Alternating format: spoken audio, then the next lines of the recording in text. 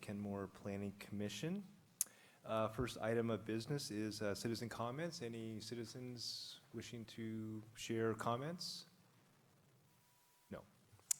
Okay, we will move on to our next agenda item, which is accessory dwelling units. So invite up our city staff and intern to join us, and we will go from there.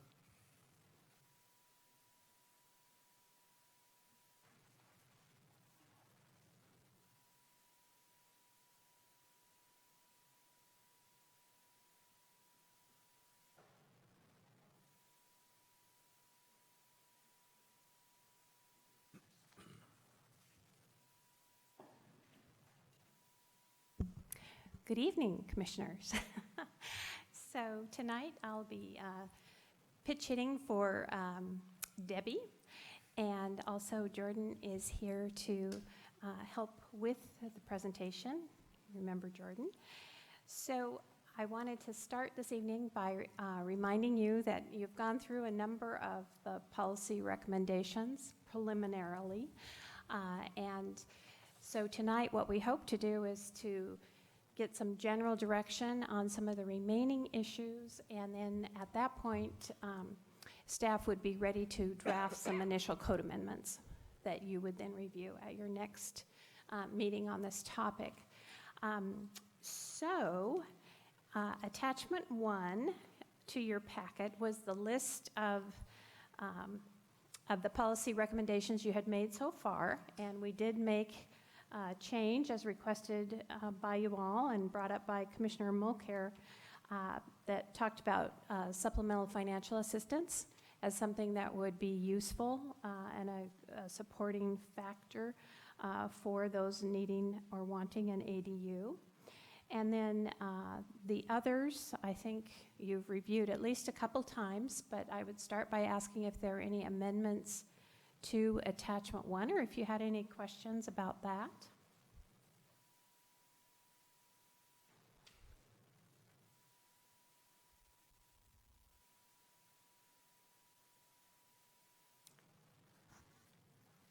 So I just had a comment about attachment 1, the reach consensus that code amendments to allow more ADU production. The first bullet are not necessary for achieving the city's general housing targets. And I know it seemed like the end of our meeting last week, there was a question about whether we're meeting our housing targets or the part that this played in them. And it seemed like there was an assumption inherent in that bullet item suggesting that we have met our housing targets. So the discussion was trying to distinguish between our general housing targets, which are mandated by the countywide planning policies. We have a certain housing unit target that we have to hit. And we do have adequate capacity to meet those targets. We have, I think it's more than 1,000 units over that particular general housing target. Affordable housing targets are given to us more loosely. They're also in the countywide planning policies, but it is more in the vein of striving to achieve those affordable housing targets. We have not achieved those.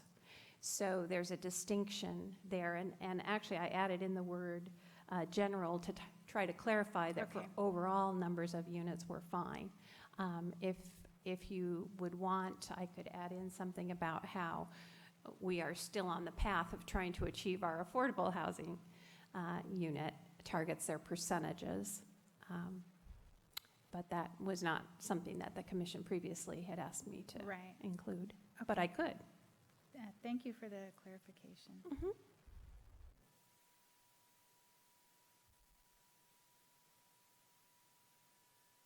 Maybe just a process question, Sure. Lori, on the owner occupancy requirements. I know as you rightly noted, we are open to some exceptions with hardship and family association. What's our process for, I guess, going into more detail on that? Yeah. So the next step, unlike the last project the commission went through, the manufactured housing community amendments, for that project, you forwarded general policy recommendations to the City Council without specific code amendment language. That was unusual, I think, because of the complexity of the issue and the idea that we didn't want to go too far with code amendments until we really knew what the policy direction was. But this time, the next step would be for us to come back to you with very specific code amendments. You would be looking at the actual language that you wish to recommend to the City Council. So we will be writing that exception for your review and comment. That's how we would flesh that out. Staff will take an initial attempt at reflecting that, and then you all will see it and can make amendments as you choose. Do you think you got enough, I guess, information from us on maybe the contours of those two exceptions? Well, I felt like I did. Okay. But if you want to be more explicit, I can tell you that what I heard was that there should be some consideration if there were kind of an emergency situation, like somebody had a job that they had to go do for some period of time, or somebody's health required that they move to a nursing home for 6 months, or perhaps they were traveling, nothing was wrong, but they were hoping that they could take their 6-month overseas exploration, and they had asked a child, for example, or someone to sit in on the house while they were gone. So those were the kinds of things that I heard. I don't know, I hope I'm reflecting what you wanted, but. That sounds consistent with what I recollect. I think for the family, I think we were leaning towards, immediate family. Right. Is that Yeah. what I recall? That is certainly what I recall, that it wasn't Yeah. your third cousin or whatever. Twice removed, yeah. Yeah. Okay. Could I ask the staff to explore whether that language could include a legal provision? So if a person had to be overseas or out of state or was electing to do that, that they would actually give whoever's staying in their home to meet this qualification like a durable power of attorney to steward the whatever happened. If, I'm not sure how we would exactly phrase that. It probably wouldn't be in the form of a durable power of attorney, but maybe some sort of agreement with the city. If the commission is interested in that, I can certainly explore that as we develop the code language. Thank you. I was thinking along the same lines. I would think that if someone applied for the exception, that as part of the exception, they would be designating someone who has the legal authority to manage the property.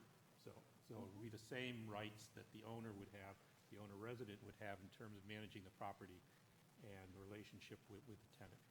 So if there was a problem there, they would be responsible for it. The city could turn to them, and that they would actually have the legal authority to take action. So we wouldn't want it to be a real estate agent or some other, we wanted whoever was living on the property in lieu of the owner, and they had the rights designated to them To do take that. action. So Am I seeing a shaking of heads? nodding of heads? Nodding of heads, yeah. And Mike, Mike. and Mike, if you could just make sure your mic is on and that you talk into it. Is your mic on? I think they're talking about the other Mike who's on the phone. Oh, that mic. Okay. Right, right. Okay. Cannot see naughty. Not that I'm not often guilty of it. Right now, I see a green light. Lean in. Lean in, there we go. I did have one other thought, going back to the original question about the first bullet in the introductory section. I think the distinction between the city's, what you call the general housing requirement and the affordable housing, that's an important distinction. Would it be worthwhile, maybe instead of general, to say something like the housing target per the Growth Management Act? Is that where that number comes from, to be or in compliance with? Yeah, I would not probably want to use that exact language, because the countywide planning policies, which are the directing policies for both the general and the affordable, are both required as part of the Growth Management Act. So we could say general housing targets as described in the countywide planning policies, if that would be useful. Or I can try to flesh out what our targets are a little bit, where they came from. Our jurisdiction, our general jurisdictional housing targets. Yeah, I may have this wrong, but I thought that there was actually some specific targets that were built into that cities had to achieve as part of the growth Yeah, management act. absolutely, right. And those targets are identified in the countywide planning policies. And I think probably the only hesitation using GMA is because GMA also says we need to talk about affordable housing, and those are also in the countywide planning policies. So I can, Are those requirements for the affordable housing, are those as specific as they are? they're done by percentages, that the city's number of affordable units are supposed to reflect the percentages on a countywide basis. So they're not a specific number. It's a relative percentage depending on how many units we have in the city at any given time. So I think just having some more specific reference to what is the statute that we are trying to be in compliance with would be useful. So Okay. that people don't get an idea that we just kind of made these numbers up. There's something we can go back to that said, this is what it is. Or this is how we interpreted it to be. Am I seeing a nodding of heads on that one? Okay.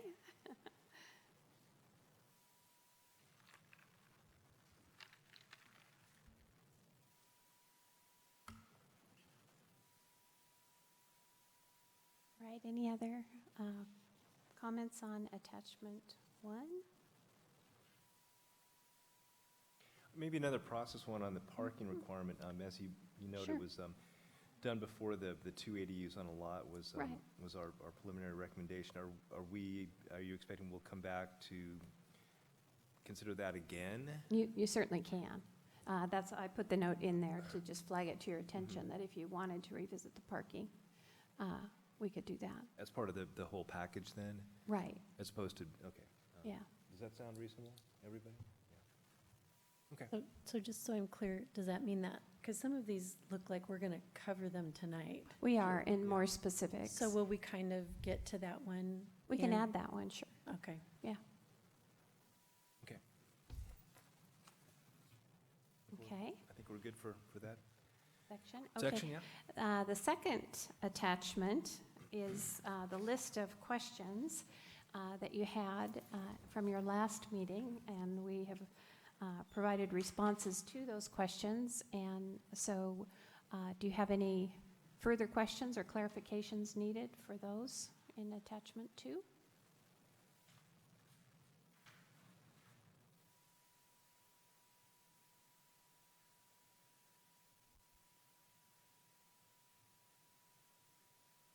I'll point out that Mike Stanger with Arch is here. He was at a meeting in another city, so he's joining. He's had a very full evening. Welcome, Mike.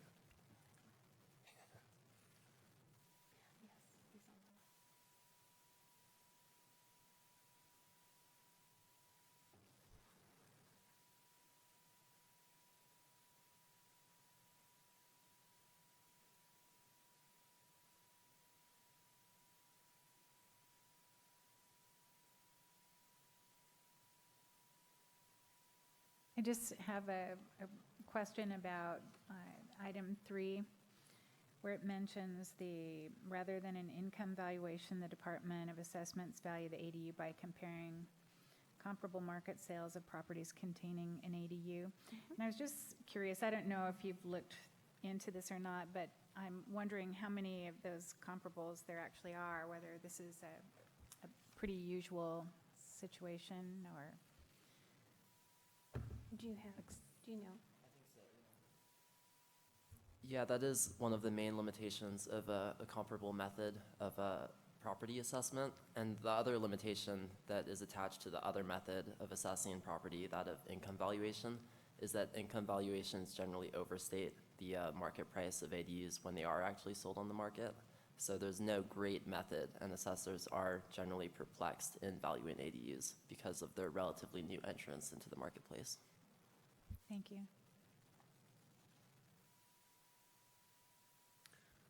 I had one question from something I saw under the fourth point there. How many residential lots more than 10,000 square feet are there in Kenmore?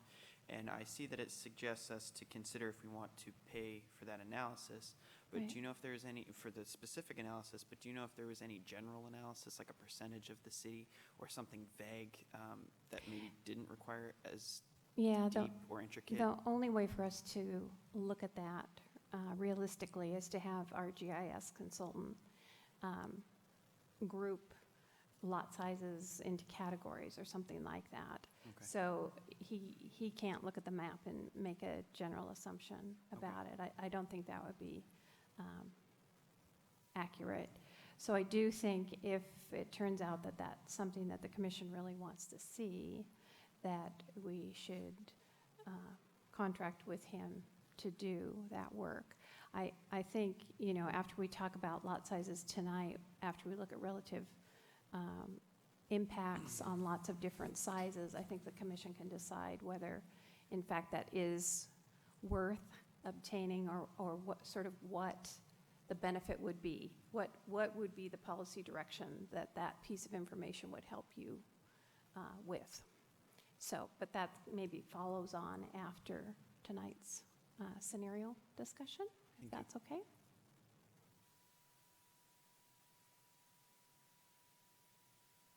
Any more questions on attachment 2 from colleagues?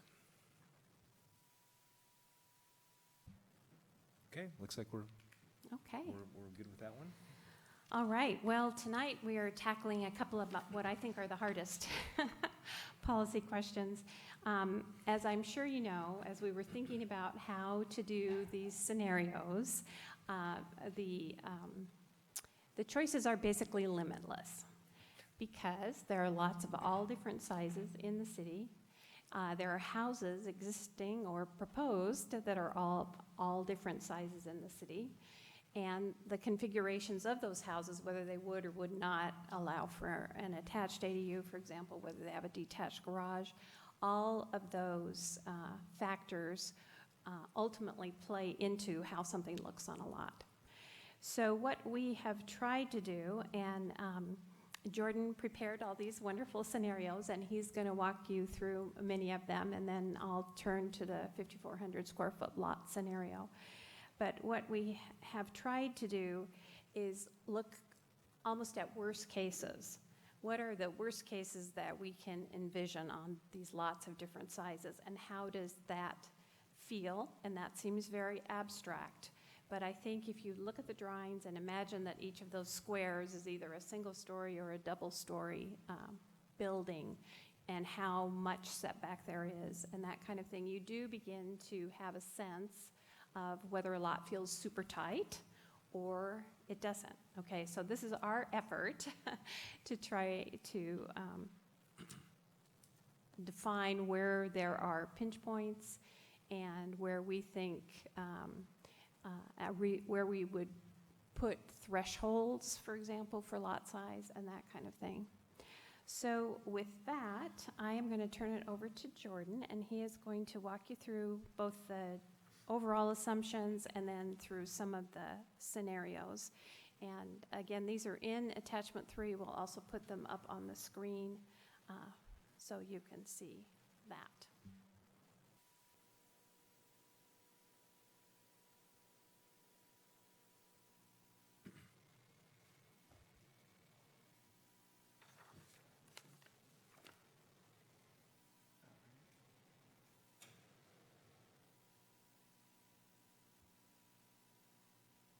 Excellent. So we generally built the primary residence to be about 2,500 square feet wheresoever possible on lots that can accommodate that size. And that's because our information and research has indicated that that's the average size of newly constructed single-family residences. However, on the smaller lots, there wasn't adequate capacity to build a unit of that size, so we constrained it to fit the lot at an appropriate size.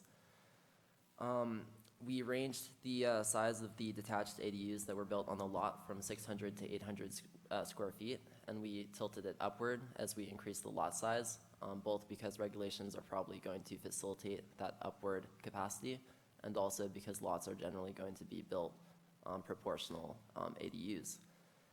Setbacks are, as are the setbacks in Kenmore's current code, except for the rear yard setback.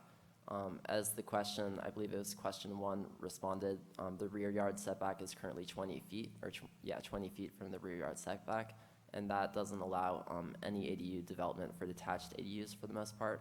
And so we assumed that that setback requirement would be amended to a 5 foot rear setback. And also we assumed the existence of a 2-car garage, which has a footprint of 400 square feet and is 20 feet by 20 feet. This is scenario 1, which is on your screen presently. In scenario 1, the primary unit is a 1,200 square foot unit. It is 2 stories, so it has a basic footprint of 600 square feet. The parking lot is 400 square feet and is located street side. The ADU is a single-story, 440 square foot detached ADU, and all of the units are constructed in compliance with the setback requirements. And the ADU is also built within the limits allowed by the impervious surface regulations. And it was our perception following the construction of the scenario that this was a very tightly fitted lot. And of course, Planning Commission's response to that will be contained within the code that we arrive at. So moving on, this is scenario 2.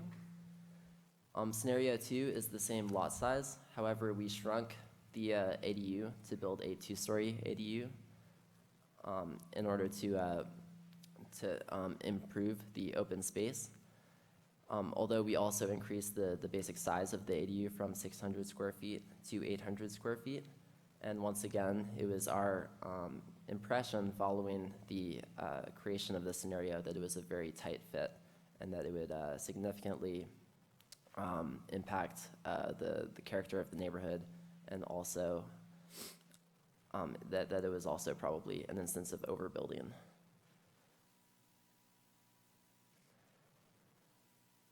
This is scenario 3. Scenario 3 is a 3,500 square foot lot.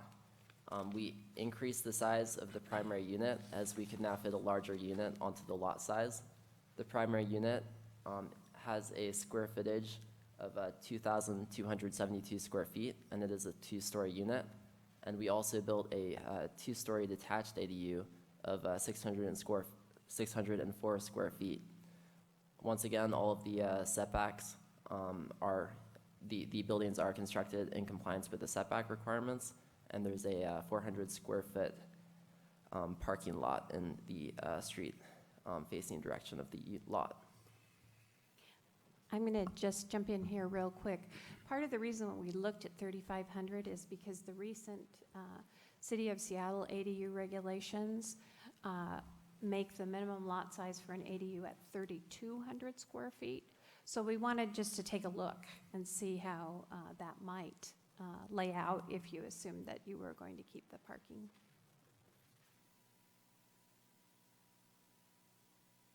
Right, and now moving on to scenario 4.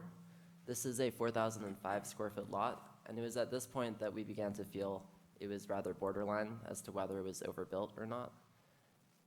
And there is a 2-floor unit measuring 2,340 square feet total. There's a 600 square foot 2-story detached ADU in the rear yard of the lot, and once again, a 400 square foot parking lot in the street side of the lot. The other thing I want you to consider is that this is a 2-story, 600 square foot ADU.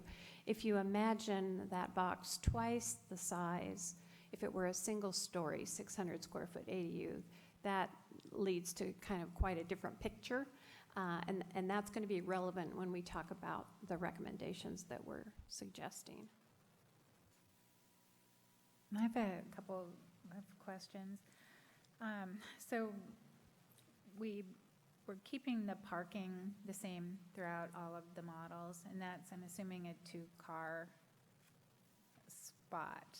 And that's currently what most homes are built with now, too, or even more than that, depending on Right. the size of the home.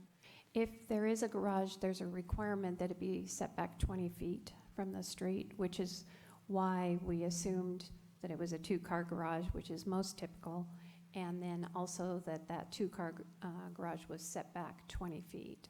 That's where we came up with the 400 square feet. Right. And so thinking realistically about having a detached dwelling, it seems like we would likely have an additional car at least. And so Yeah. that's where our parking, the question comes in again. Right, so we'll be bringing that back after we finish the scenarios. That is one of the questions that we'll bring back Right. And to discuss. so I'm also wondering if it's likely that if there is a dwelling in the back, that they would want pavement from their dwelling up to the road. So Yeah, do we I don't consider think that? that there is any way for us to predict that, but I will tell you at 7 feet 6 inches, they could not do a driveway from Right. the front to the back. I think it's a 10-foot minimum, and it still has to be set back, at least at the front of the lot, from the side yard. Okay, thank you. And I wonder if we might, Go just for through. ease, if we could just go through all of the scenarios, and then we can flip back and forth between them and talk about questions. Otherwise, I'm afraid we're never going to get through. Is that all right? Yep. Okay.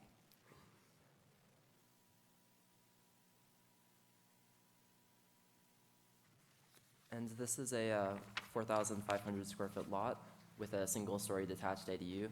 Once again, we attempted to model the worst-case scenario so that the possible negative impacts of the regulations could be understood in allowing this particular scenario. The primary unit finally achieved our desired square footage of around 2,500 square feet. And it was our understanding that this was also a rather borderline case of overbuilding. And it requires careful deliberation on whether to allow this particular output. So I'm going to jump into, could you flip it? To the next couple of scenarios. And the reason, one more. That was the one that we just passed was a 2-story version on the 4,500 square foot lot. But these next 2 scenarios are looking at a 5,400 square foot lot. And the reason that that's important, as you recall, there were a sort of 2 minimum lot sizes. There are 3 minimum lot sizes, and we only chose to model 2 of them. One was the 2,500 square foot lot that you could get in an R1 zone if you were clustering away from a critical area. So that was the very smallest, the first scenario. And this, a 5,400 square foot lot, is the minimum lot size in the R6 zoning district, which is our most common zoning district. So we spent some time with this scenario, knowing that this might be something that would be fairly typical in terms of sizes. So in this 5,400 square foot lot, again, we're close to the 2,500 square foot dwelling unit size that we're modeling. And then this shows an 800 square foot 1-story ADU. And as we looked at this version, it's not right at the setbacks. And it seemed to appear to us that this might be kind of a threshold that we could think about, something around 5,400 square feet. And that seemed particularly evident when we looked at scenario 8.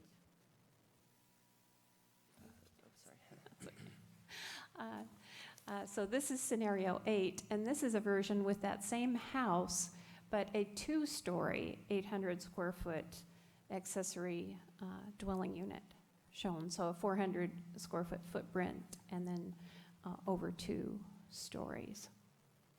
So this particular scenario to us seemed like, wow, this might be a significant threshold. This didn't feel nearly as tight as those other scenarios when we were finished with the analysis. And then we did not model the 7,200 square foot minimum lot size, since I guess our perspective was if it was starting to look okay at 5,400, we probably didn't need to go to 7,200, and certainly not to 10,000. So to generally summarize our conclusions, after reviewing the scenarios, I'm going to read through that, and then we'd be happy to answer questions and flip through back and forth to get your perspectives. So our conclusion was that attached ADUs are generally not a problem, even on smaller lots. If there may be a reason to limit how much of an expansion you could do to an existing house, but if you were developing an ADU inside an existing house, no matter how small the lot, we didn't really view it as an open space issue. And I want to show you a couple of scenarios. These are outside the things that were in your packet, but we did take a look at, this is the 54, that same lot, with an addition to the house and that 800 square foot ADU. And this leads us to the conclusion, I mean, I'm not sure anybody would necessarily shape their house like this, but it did lead us back to the conclusion that maybe there is a threshold beyond or below which you shouldn't think about allowing an expanded ADU from the main house and a detached ADU. And I think we have another slide here that may show that in the even with the 2-story. No, this is still the 1-story, but even the addition is up to 2 stories. So we have these available if you want us to go back to that. We did think that there was probably a lot size below which detached ADUs should not be allowed. We did feel like there were implications for open space in a sense of perceived density. And our initial recommendation was 4,000 square feet. So we thought the notion of establishing tiers of ADU size that corresponded to different lot sizes was useful in terms of establishing a proportion. There are some jurisdictions who do that through a measure called floor area ratio, where you allow a certain amount of square footage based on your lot size. That is something that the city has considered in the past and has not taken up, establishing a floor area ratio. I will say that it's more difficult to administer, because you have to have a lot more information to determine what your FAR, it's called floor area ratio, is abbreviated to FAR, what your FAR is and how much space you have left. So I think we tended to think maybe we should just apply a flat limit. And then the tiers we're recommending fall roughly between 4,000 and about 6,000 square feet. That is something that could be fleshed out as we actually were crafting amendments to bring back for your review. And then between 5,400 and the existing standard, which is 10,000 square feet. You recall currently you can't do detached ADU unless your lot is 10,000 square feet or more. And then for the smaller lot sizes, we also talked about restricting the size of a detached ADU footprint. So rather than allowing perhaps a 600 square foot single story ADU, maybe you said, well, you can have a certain footprint, and then if you want more, you need to go to 2 stories so you don't take up all the surface area on the lot. So those are kind of our basic conclusions. There's a table in your materials that sketch out those recommendations. And then related to that is the height recommendation. We're recommending 2 stories. We looked at whether we could do a restriction based on existing building height, but that became very complex because of the way the city measures height. You measure a building height from taking the midpoint of all of the four sides of the house over the existing grade and then determining height. And to move to a different part of the lot and apply that same height is almost inevitably going to require some topographic analysis or a height survey. So we thought it would be easier just to say, how about if we drop it from 35 feet to 25 feet, which would allow for 2 stories, but would not allow for 3 stories. So we're ready for questions. I'll start you off. I'm not sure what number scenario this is, but it's the first scenario that involves 5,400 square feet. And I'm looking at the diagram, and I'm wondering, it looks like the rear setback is 5 feet, but that looks, in terms of the actual spacing there, is that actually more than 5 feet? It's just showing the 5 feet. Yeah. And so certainly you can tell from looking at that, that's probably maybe a 12-foot setback for that ADU, I would guess, if I just tried to space that out. So we were just showing the minimum Good, setback. so I just wanted to, that's one of the conclusions I'm seeing here. As Right. we increase the lot size and applying your numbers, we end up with a wider setback.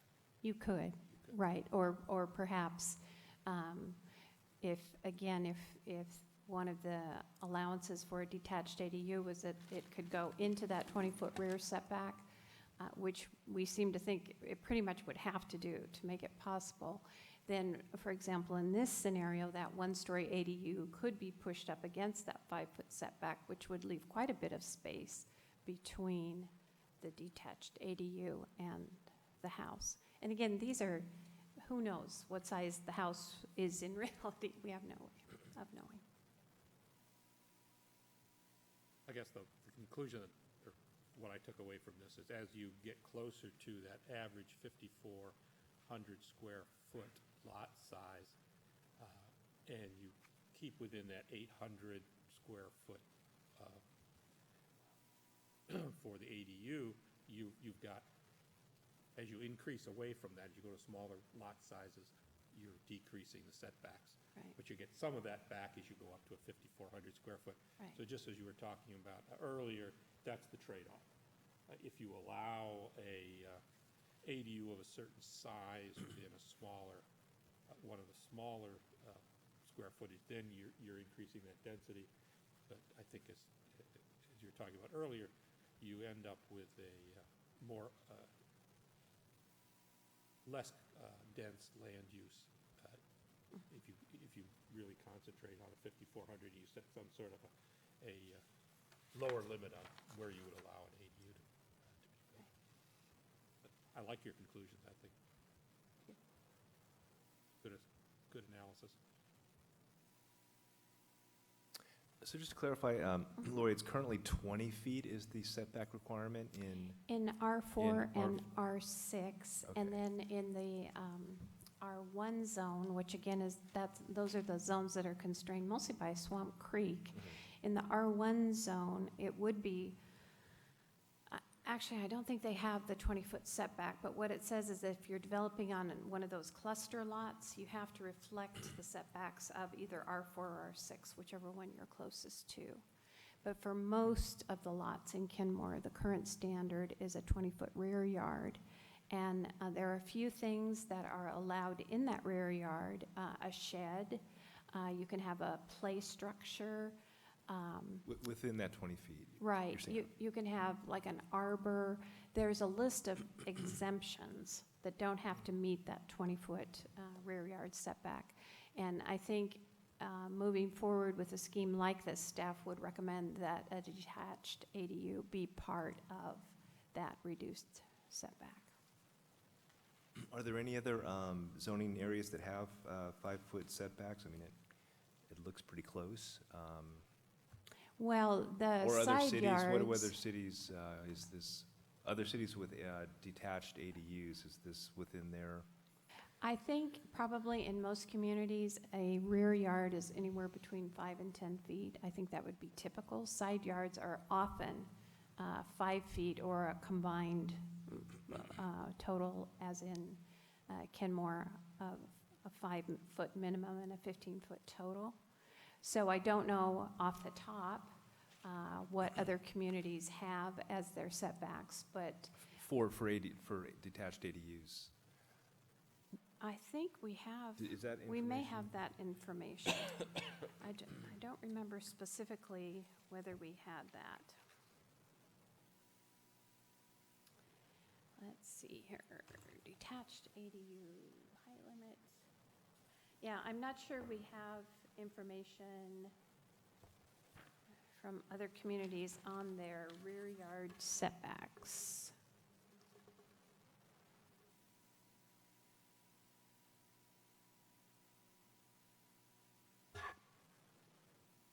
No, we don't have that. If that's something that the commission thinks you want to look at, we could get that.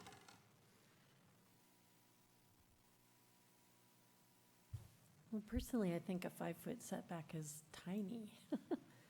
If you think that there's a neighbor behind this piece of property, you're building right up to the property line, I guess. But I suppose the side yards are like that too, right? Yeah. It just feels like you're going to close in the open space by allowing such a small setback. Would a potential compromise be to use the side yard setback for the backyard setback and then decrease it to a 5 minimum or a 15 total? I think they did that on the smaller lots, but on these, like 5400s, the bigger of the scenarios, right? Right, correct. That seems small still. I mean, that Yeah, seems so tight. I think if you think about how that plays out, you see it all the time in the side yard setbacks. So there's 5 feet on one side, and then on the neighboring property, there's 5 feet. Oh, So yeah. effectively, it's 10 feet. Okay. And so that's the question, is that adequate? You recall that in Kenmore initially, it was a 5-foot rear setback, so there are probably lots of houses that may have that small setback. But with a detached ADU, you put the open space in one of two areas, generally. It's either between the two of them, or maybe it's behind the ADU. It could play out any number of ways. The 5-foot minimum comes from the need to be able to maintain, the siding or wash the windows or whatever and get around the house. So is that 5-foot setback from the edge of the roof line, or is it to the foundation No, it's line? usually the foundation wall, Okay. and then the eaves of a building can generally encroach, not very much, but some Yeah, it's into like that It's setback. like Right, 18 inches or something. right. Yeah. okay. So the only message I can say here is if you're interested, we can look at the setbacks. Remember that a 5-foot is mirrored on the other side, so that you wouldn't see less than 10 feet. Okay. Thank you. Commissioner Olson. I would like to go back to some of the assumptions that are being made. Mhm. I guess I'm still not comfortable with, even though it may be administratively easier to cap it at 2 stories. It just seems to me that we're now going backwards a little bit for what people could do before we started addressing ADUs. And I dislike going backwards, because what we're doing then is cutting people out from doing what they may or may not have been planning within the existing framework of our construction requirements. And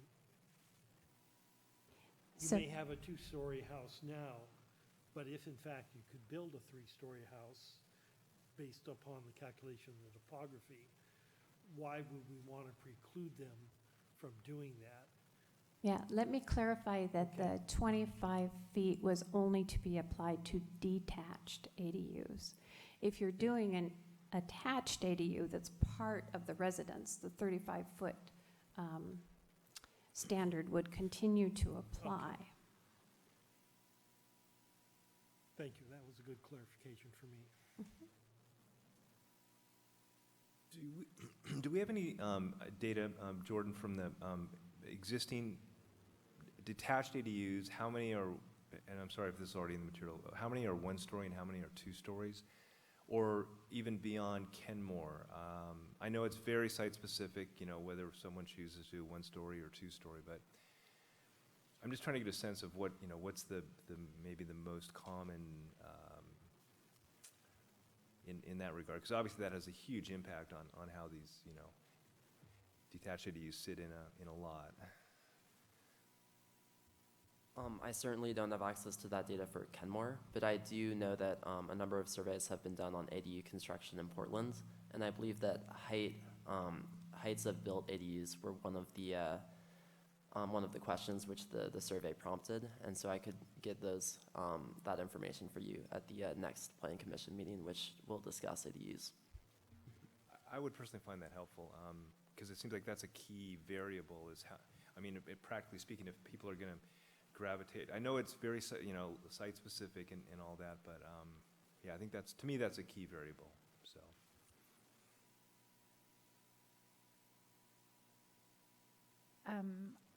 I'm trying to understand how that would inform your decision-making. It would give me a little better sense of, as we look at this, whether it's more likely people are going to do 1-stories or 2-stories, and how the detached ADU would sit on the lot. So,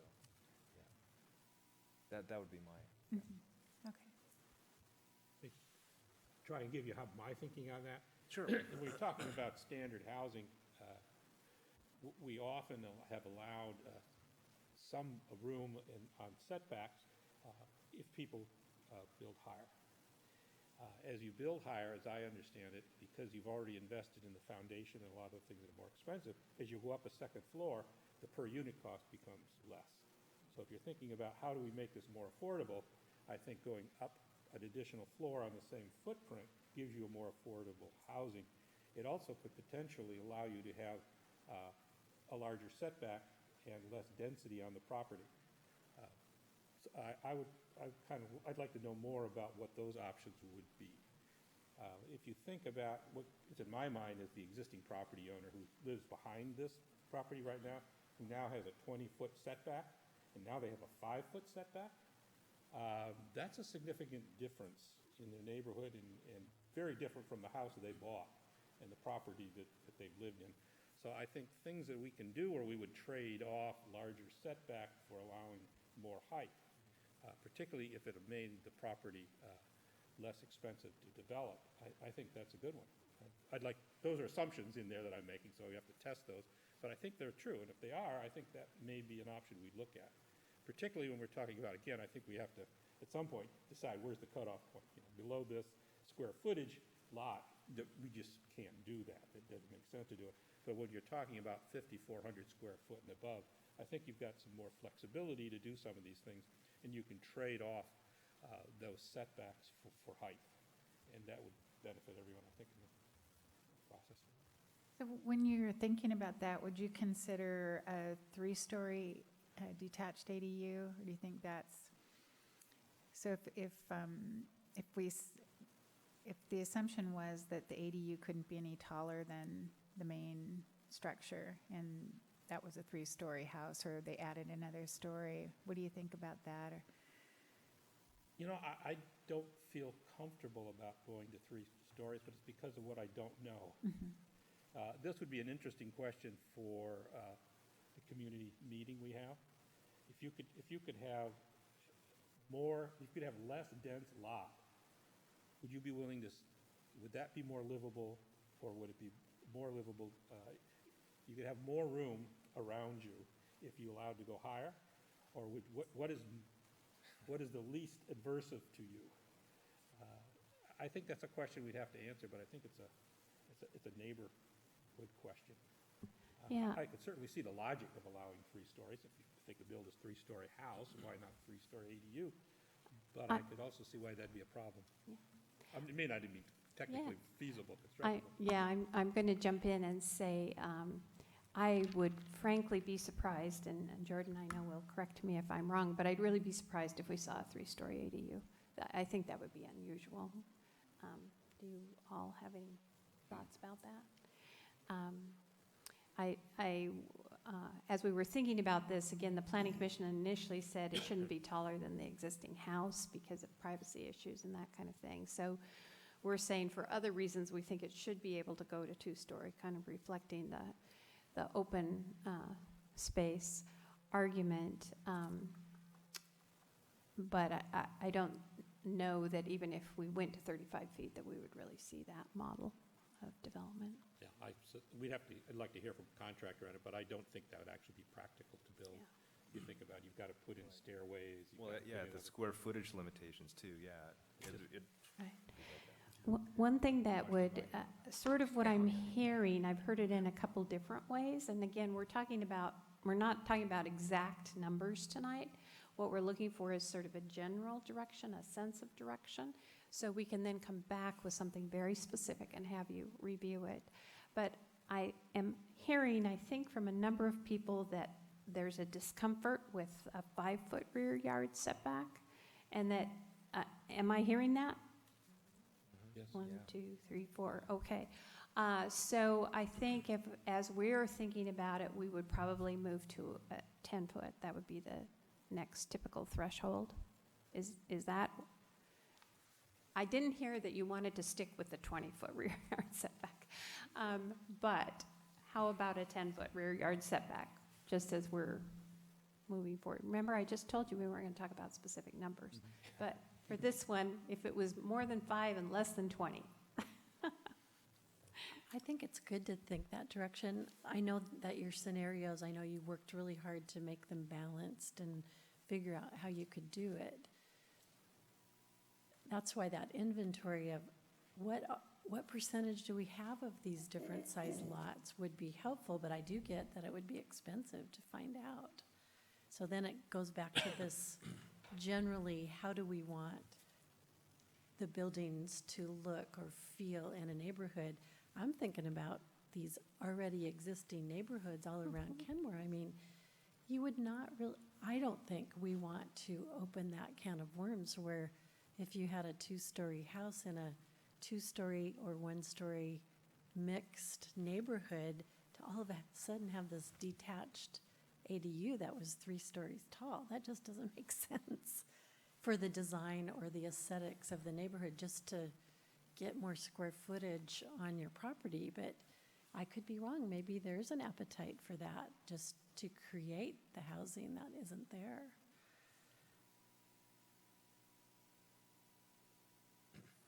Just to go back to clarification, if you go to a 10-foot setback, you're applying that to the detached ADU? It would be another exception to that 20-foot rear yard, and yes, it would be applied to the detached ADU.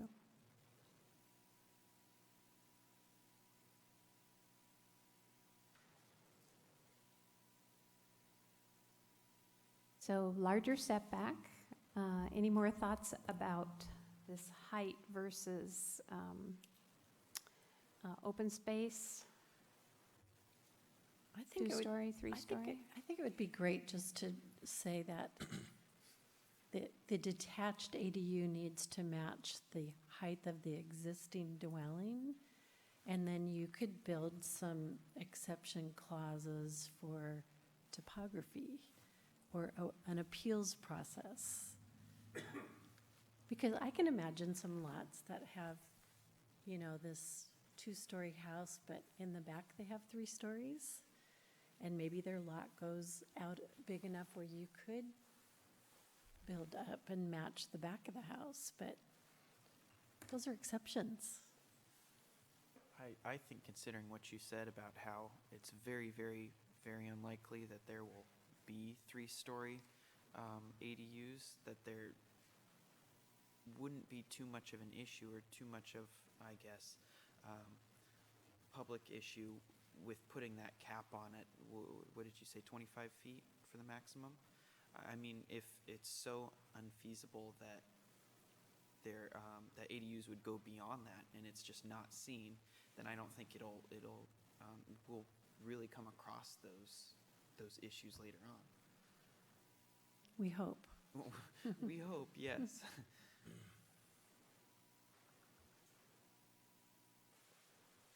Do we know what the rear setback would be on a 5,400 square foot lot for, let's say, an 800 square foot two-story? It would be, if we're headed in the direction that you all are interested in, it would be this new 10-foot. It would be 10 feet. Okay. Yeah.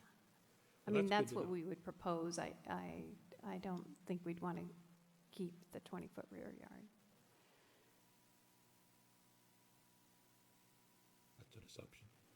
Right, it is an assumption, but it depends on what you're comfortable with. If you do a 20-foot rear yard here, you can't do a detached Yeah.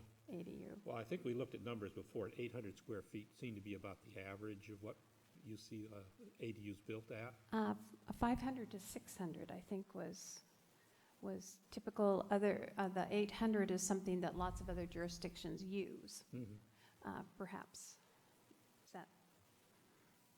Yeah, in Portland, which is the city for which we have the best numbers, I believe the median size of a newly constructed ADU is between 500 and 600, but that is also affected by their regulations, which maxes the size at 800 square feet. The average ADU in Kenmore was 900 plus square feet in our small survey, but remember that those detached ADUs are being built on lots that are 10,000 square feet or greater. So if we were to decide on some more restrictive requirements for the building, is there typically exception processes attached to that, or could we decide about that? I'm thinking that since this is kind of new to us, if we're err on the side of caution but have an exception process, we can see what kind of exceptions are being requested, or is that unusual? Or I would say it's not unusual to have exceptions, but it's difficult for development services if every rule you have an exception for. There's a standard variance process for almost all issues, but a variance requires some sort of a hardship, typically a hardship of the land. There's some problem that doesn't allow the typical outcome to work. There are other places in the code, for example, we're talking about this exception for owner occupancy. Then where you end up is, okay, if you want to grant an exception, who reviews it? Is the public involved? And certainly for an ADU, if you set a standard and then you had an exception that required a public review process, I doubt if the ADU would be pursued. That one of the things that ADUs are difficult to finance and build, and I'm not sure somebody would want to add on top of that a public review process with a hearing, whether a written hearing or a public hearing would be enticing.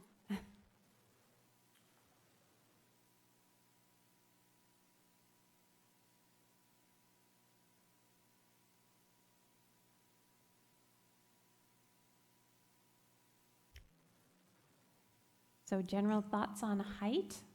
We've talked about setbacks.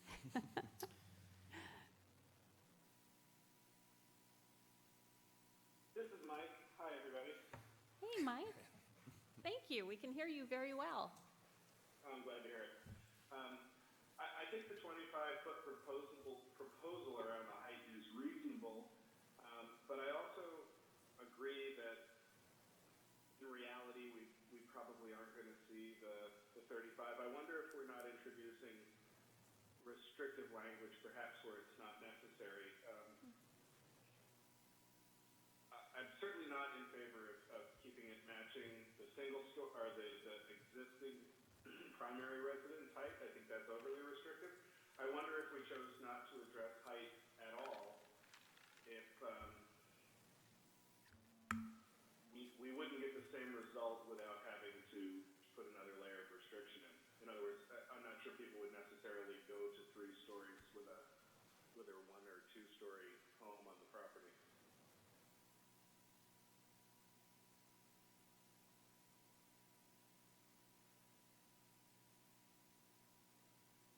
Thank you, Mike. I can't see everybody's face. No, We're thinking. they're sort of looking at me, and I'm going to look right back at them. I guess for me personally, I prefer fewer restrictions. But I don't know about the rest of the panel. Well, there would still be a restriction on any residential, right? It would still be 35 feet, correct? If we did nothing, Right, the the current limit, rules the current rules are would still silent be in and, effect. right. So it would effectively be 35 feet, right? So,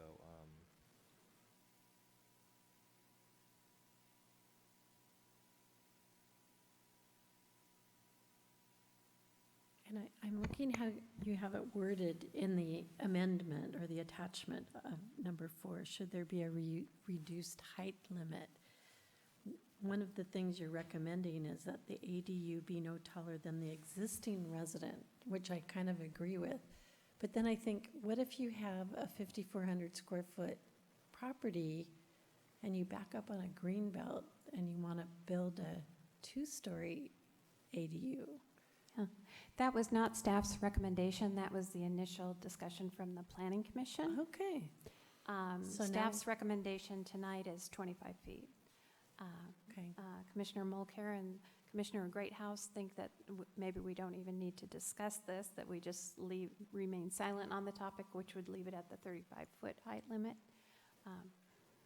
But I haven't heard a general perspective yet. Commissioner Olson. I'm going to join Suzanne and Mike on the idea of 25 feet may be unduly restrictive. But what if somebody wants to build that unit, but they want 10 or 11-foot high levels or floors? You're going to get up there real fast.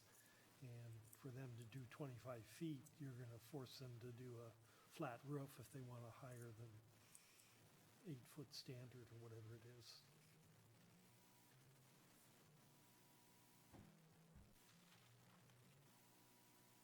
Lori, you're pretty confident that in the real world, there really won't be many, if any, 3-story. So would that mean that effectively, in the real world, that 25 feet would be the de facto cap? That's my assumption. I don't have anything to base that on except perhaps the fact that I've looked at many, many ADUs and I've never seen a 3-story one. Have you ever seen a 3-story one? Nor have I. I'm sorry, Jordan, I didn't hear you. I apologize. I just said that nor have I ever seen the 3-story ADU. Oh, okay. It just seems like since the footprint of the building is somewhat smaller, just proportionately, if the run of the building is 35 feet, having a 35-foot, vertical makes it look funny. But I'm not a designer, so I can't really speak to that. But just in my mind's eye, I'm thinking that might look kind of funny.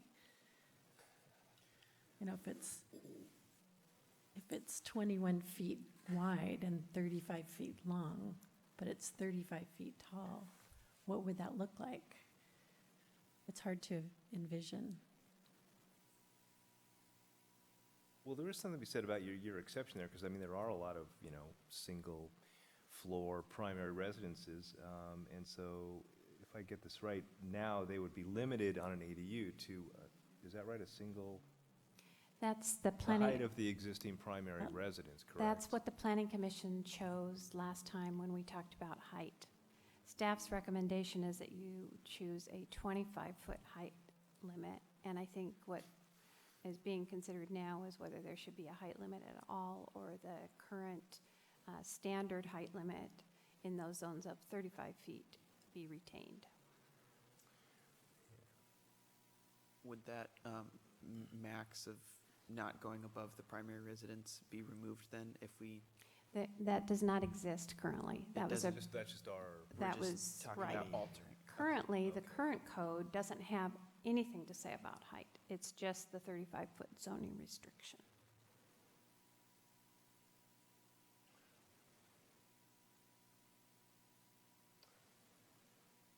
Commissioner Lutzes?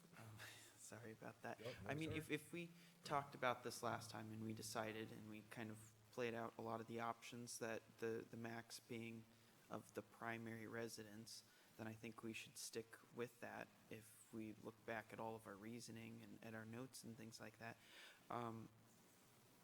But are you saying adding this height limit on to that as well? So, Staff is moving in the direction of adding a flat height limit, whether it's 25 feet or 35 feet, because the way the city measures height would make it very difficult to have your ADU at the same, potentially the same height as your residence, because your lot could be sloped, and so height is measured by drawing a square around the house. And you take the midpoints on the square, and you look at that relative to the existing topography. You average that, and then you go to the highest point of the house, and that's your house height. So if you assume that that's the house height, but you have to do the analysis to know what that is, right? And then you have to move to another portion of the lot. And then you want to do that same height analysis, but if you want it the exact same height or lower than the existing house, you're going to have to get a survey. There's no other way to tell where that line is. I guess what I'm trying to ask is, would this be supplemented with, or could this be supplemented with that restriction of no greater than the original dwelling height as well? I would not suggest that you pair the two. I would say you should either go with the height and know that there will be a burden to get a survey unless your lot is very flat, or you go with a flat height limit, which may result, if your lot slopes up, that the ADU, if it's at 35 feet like the house, it may be, in fact, lower. It's not going to be at the same height of the house if the lot is sloped.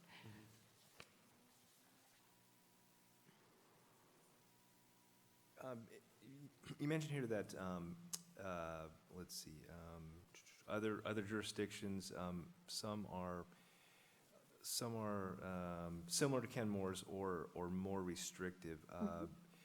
Can you maybe, the cities that are maybe more similar to us, what, neighboring communities that, of our size and single-family type neighborhoods, in other words, where are the more restrictive Okay, rules so in effect? this was in your packet a few meetings Yeah. ago, and let's see here. Bainbridge Island, no height specified. Bothell, height, a limit of 25 feet, or it looks like they go to 28 feet for an existing accessory structure, probably a garage. Kirkland, the detached AU may not exceed the maximum height allowed by the underlying zone, or be 15 feet above the existing height of the primary residence, whichever is less. So they are looking for that height number. Portland, 15 feet or 20 feet. Redmond, 25 feet. And Seattle ranging from up to 25 feet, but it depends on the lot size.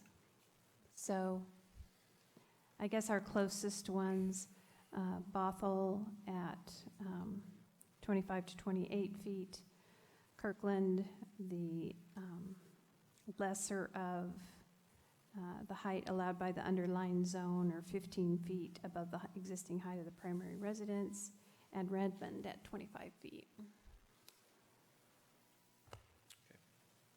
Thank you. Mr. Van. Yes, I think staff gives some really good practical reasons for wanting to have a fixed height limit. 25 feet sounds reasonable to me. I think about our earlier conversation. If you're basically going into the ADU as an investment, you're going to want to maximize how you can get here.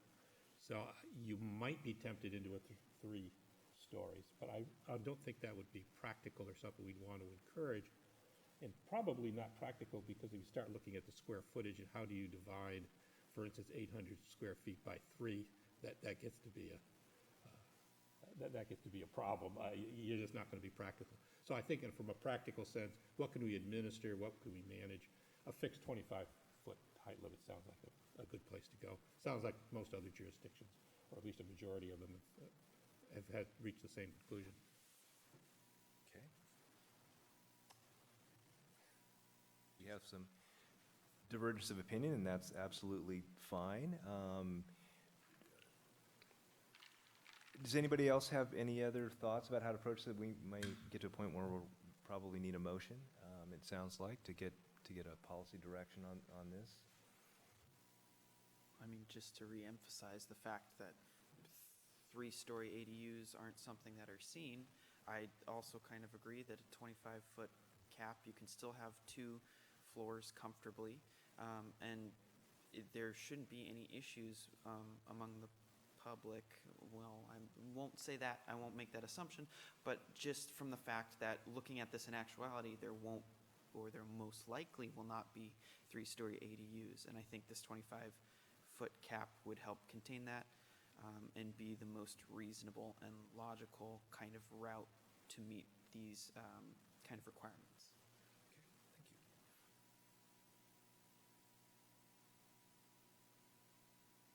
Want a motion? Unless there's further discussion right now, Commissioner Olson, go ahead. I guess I still think that there's value in seeing how they draft an ordinance that tries to deal with these, which may or may not resolve the issue. Because I thought I heard that we needed a height limit, but it could easily be 35 feet if we wanted. And the Kirkland one was sort of interesting because it sort of said the higher, the lower of. And I like that type of analysis so that you couldn't get higher than the existing level, or the existing level may be built up and then you might get more height. But I'm not necessarily after a 3rd floor, but I'm just wondering if we make 25 feet the standard, that it just may be artificially limiting the interior height, that's all. So maybe one way we could resolve that is just to pair or retain the zoning height limit of wherever those properties are. Which is 35 feet, effectively, right? So we kind of have 2 different ideas on the floor. We need a certainly seem motion. to have a couple different ideas, yeah.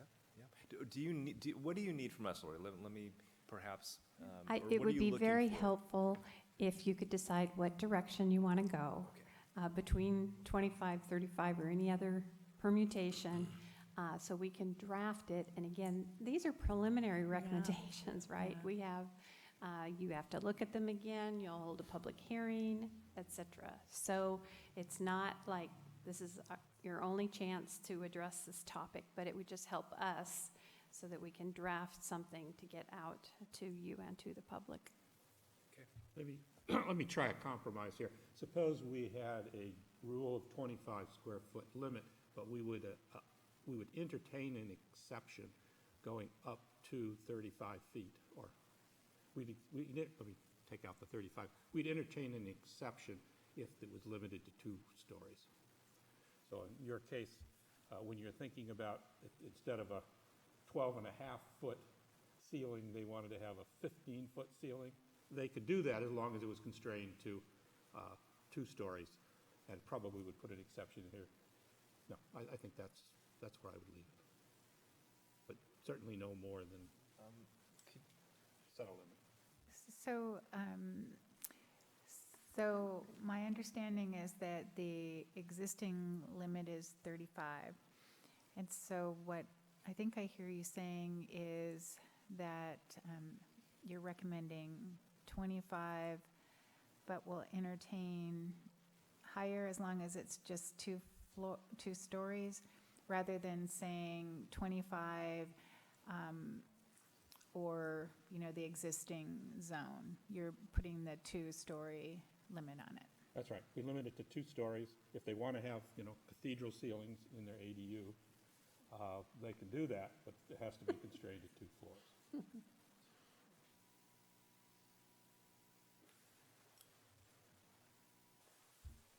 Is that something that the city departments could work with? If there was a story limit as opposed to a foot height limit? From a permitting and, I think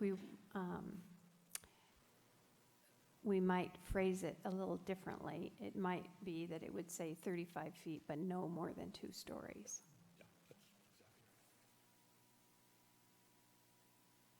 right. I'd make that Okay. a motion. there's no motions on the table, so it's a blank slate. So, The question might be whether we have a consensus here, and I like the way you summarized it as how you're particularly writing it, so quite happy with that as a consensus. That's my, okay, do we not need a motion then? Is everybody? Does that give I you the think- direction that you need? Could I see the head nods again? Okay, got it. Okay, so we're Commissioner going to go Mulcair? with 35 feet, but no more than 2 stories. Can you check with Commissioner Mulcair? Okay. Because we'll still have a chance to return to this and Okay. make an edit if we need to. Well, I feel like you're making great progress.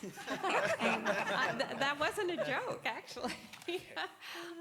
I think maybe the next place to start is with the notion of tiers of lot sizes. So what staff is proposing is that we have different tiers, 3 tiers, in fact, of different lot sizes that allow different sizes of ADUs. So in our smaller lot tier, a 600-foot limit. In our medium tier, 800 square foot limit. And then up at 10,000 square feet, a 1,000 square foot limit. Where that differs from the current rule is that currently you can't do a detached ADU on a lot less than 10,000. Above 10,000, you actually could do an ADU that's 10% of the lot size. And staff was sort of moving away from that just because that could really result in quite a large ADU, which isn't necessarily a bad thing, but it doesn't seem so accessory anymore. So a question would be whether you're comfortable with tiers and if that's generally the right direction. And then the minimum below which you couldn't do a detached ADU, which we're saying should generally be at around 4,000. Lori, could you said tier 1 would be 600 square foot Correct. limit on the ADU. What's the square footage of the lot?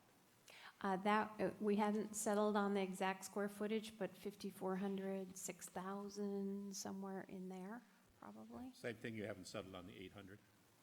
ADU of 800 square feet? Oh, I see what you're saying. No, the 600 was between, I think it was 4,000 and 5,400. So no detached ADU less than 4,000, and then 4,000 to about 5,400 or 6,000 would be 600, and then wherever that is, 5,400 to 6,000 to 10,000 would be 800, and then at 10,000 you could go to a 1,000 square foot ADU detached. But no larger than 1,000. Right. It wouldn't get proportionally like you can now. Right. And this is for detached. Detached. Well, I'll jump in and say, I like the tiered approach. I think that makes a lot of sense. I think not allowing on lots smaller than 4,000 square feet, that seems like a pretty good cutoff, might be a little small. Which scenario would we look to see 600 on 4,000 to 5,400, let's say? It is scenario 4. So in this scenario, here's the two-story, it's actually 2,300 square foot house, and then a 600 square foot ADU over 2 stories. But this is with a 5-foot setback, right? That is And we're correct. looking- That and is we're with a looking at 5-foot setback. Potentially a 10-foot, so That is correct. would that, So how would that that might give materially you change? pause, because you would have to assume, it would be in here to add in another 10 feet. You could maybe turn it, but it's bringing it pretty close to the existing house. And So it's that already may 2 be, stories. right, in so this- that in may this be scenario. something you want to, here's a 4,500 square foot lot. This is 800 square feet on a single story, but it is already at 9 feet, so this scenario maybe is, That's 600 square foot ADU, right, on 1 story? can't read that. Yes, 600 square foot. Yeah, this was the smaller ADU as well on a 4,500 square foot lot at a 9-foot setback. So it's closer to what you're considering. And if you went to a 2-story, this is one of those lot sizes where we were thinking maybe a 2-story. Or What a- would that look like, a 2-story? Do you have an estimate? what, that there might be some restriction on footprint. I guess the question, the scenario you'd want to be looking at, yeah, if you had a 10-foot minimum setback, where does that put your threshold then? With the 10-foot setback, it might put the threshold at 4,500 Yeah. square foot. We'd have to look at that, but just off the top, I could see that this version with the 600 square feet, the footprint might have to be reduced because this is only a single story, but you could get to a 10-foot rear yard setback.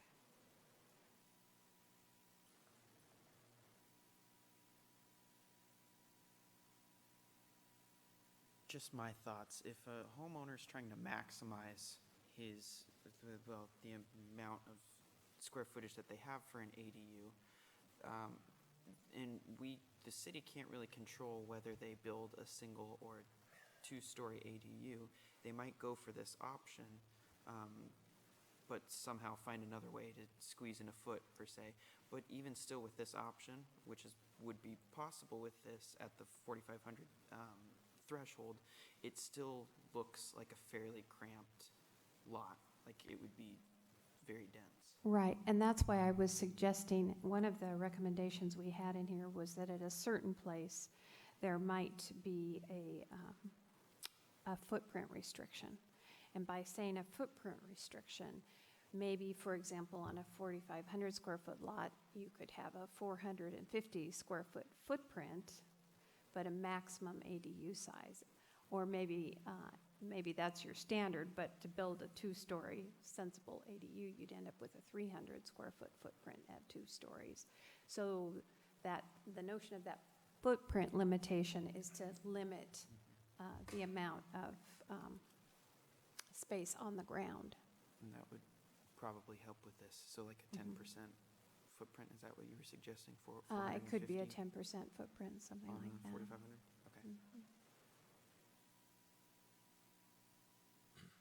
I also think that with that footprint regulation, that I'm jumping ahead here, but I'm just putting this out there, that it could help maybe to mitigate one of the last scenarios that we looked at with the expanded attached ADU and a Right. detached ADU. Right. Maybe with a total footprint for ADUs on the property, physical footprint on the ground, that might help to reduce some of the overcrowding and higher density building that we see on the property. But we can get to that later.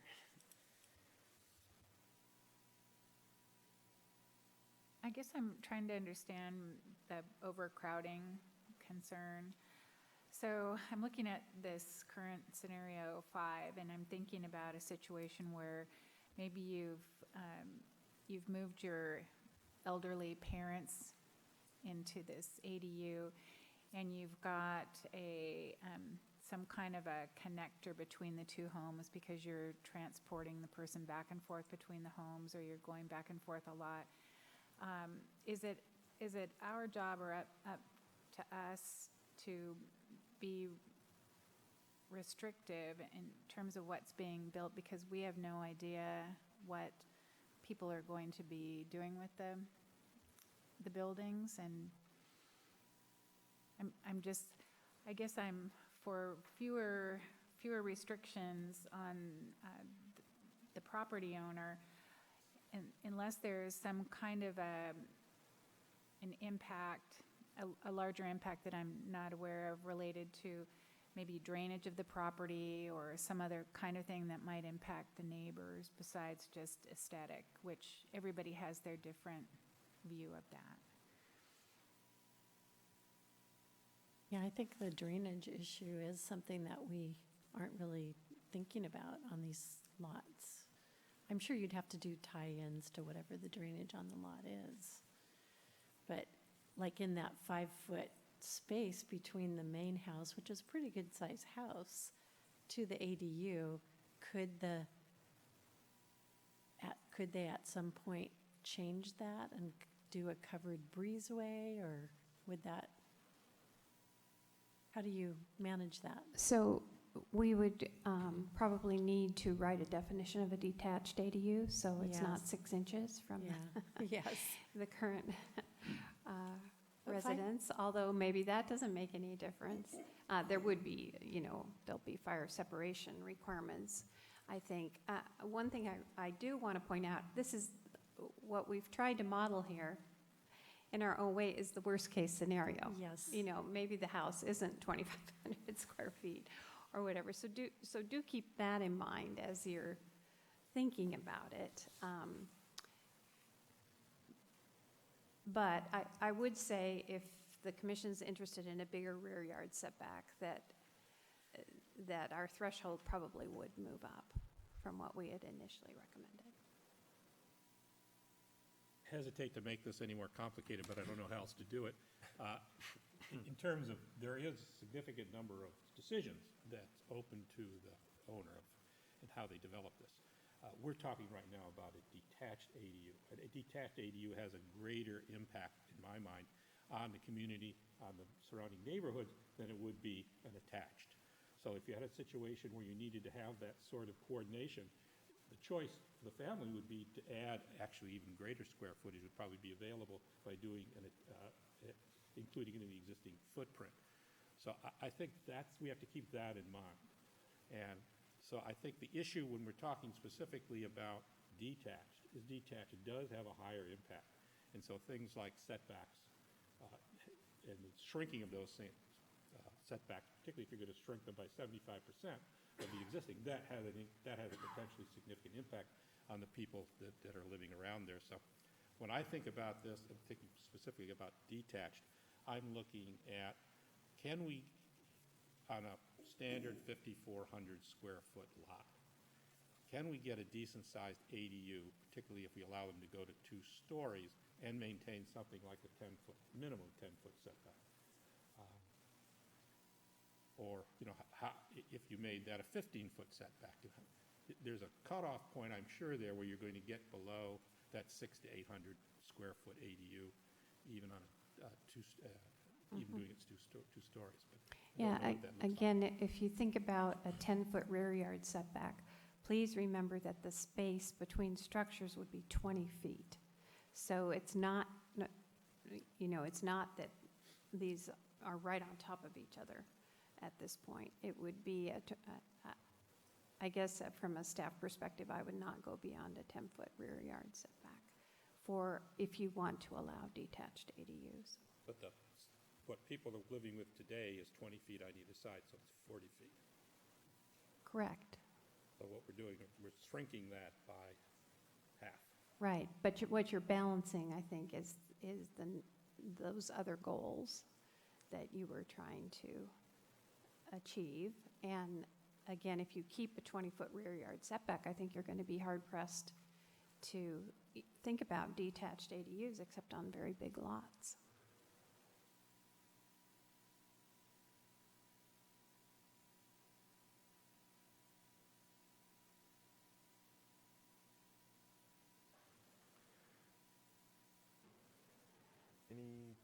Anything more on this section from?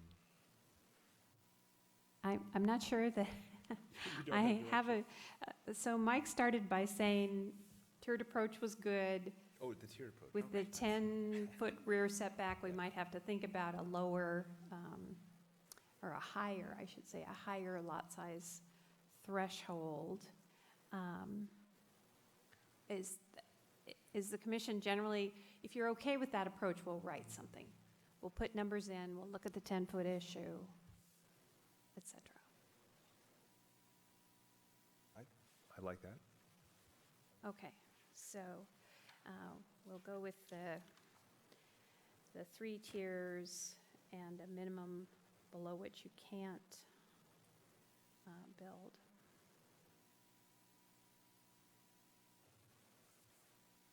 Right? So we've talked about lot sizes, and we've talked about ADU sizes, the tiered approach. We're all okay there. And then I think the other piece of it really was parking. Was that the other piece? And as you recall, the current rule for detached single-family is 2 stalls per unit. And then the current ADU rules say 1 stall for the ADU. And that's where you settled out not to change that. Now we're talking about potentially both a detached and an attached ADU. And the question is whether that parking standard should change. And the discussion we had initially was that with a 2-car garage, you have this required 2-car pad in front of your residence. So typically there are 4 spaces on any single-family lot. But again, we don't know the configuration. It could be that an ADU wanted to do a drive down the side to the back. Then you'd probably end up with 5 spaces on your lot, would be my guess. Yeah, I guess I would be inclined to require parking for the detached ADU, but I fear that's going to mess with everything we've just discussed in terms of the layout of the property. I know that I've been doorbelling a lot lately in neighborhoods with a lot of infill and a lot of complaints about cars parked on the road and people having 4 cars, or using their garage for storage and parking on the pad and on the road, or having multiple cars and all of that. And there just seems in general to be concerns about parking availability in neighborhoods. So I'm a little concerned about that, but at the same time, I don't know what that might look like in terms of our scenarios. I don't think it would necessarily change the scenarios because, again, if from a code perspective, not from how people might use their property, but from a code perspective, there are 4 spaces on this lot on all of these scenarios. So the city's attached ADU, or I guess its general ADU requirement is that you need to have your 2 spaces plus 1 space.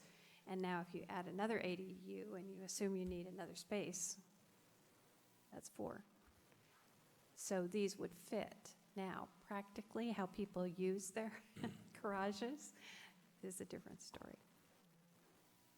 Plus the whole, how many people can you have living in that main dwelling space? So the way the current ADU rules read is that you can't have more than 8 unrelated individuals, or you can have any unlimited number of related individuals.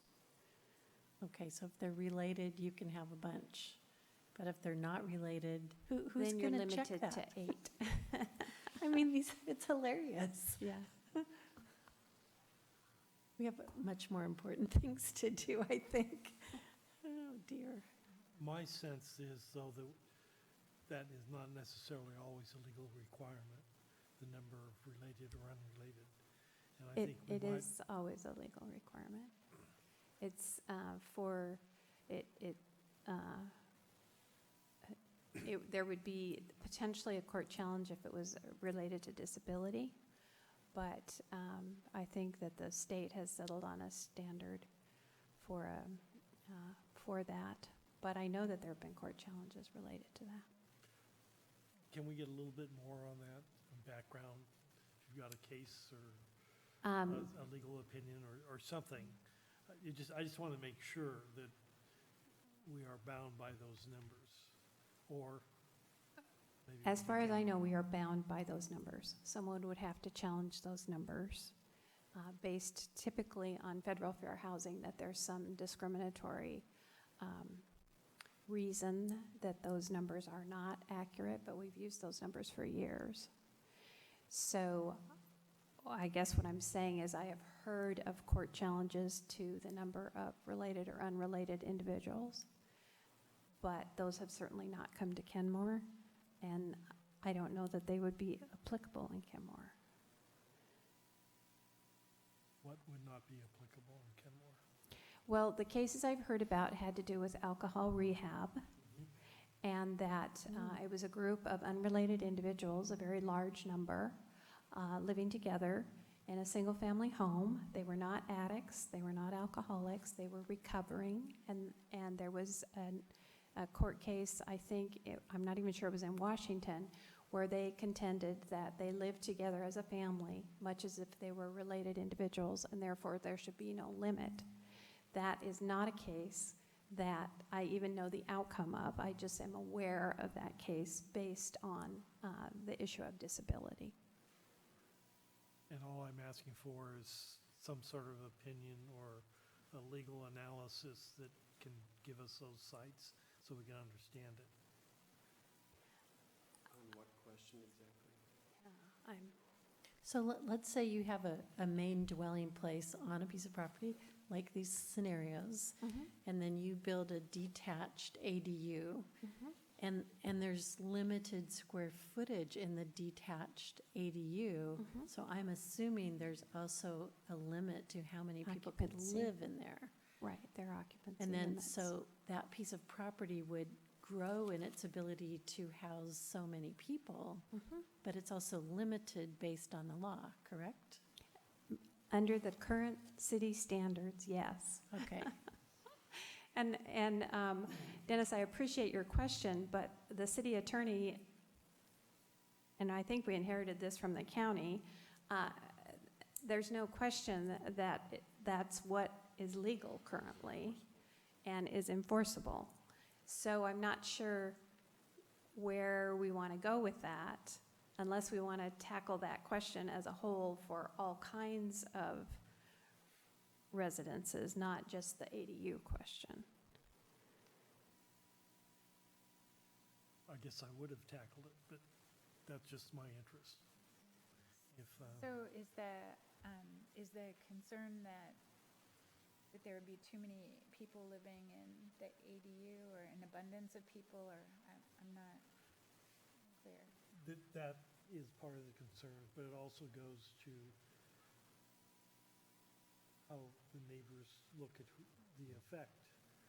And if they suddenly say that you have 8 unrelated people in the house, then they may not like any ADUs or any detached ADUs. And I think we kind of backed our way into this because we were talking about parking. Right. Yes. And that's- so if you think about what would happen in a neighborhood, it is important to know how many people can legally live in a house. You got 4 spots on the lot, and that includes whatever goes in the ADU.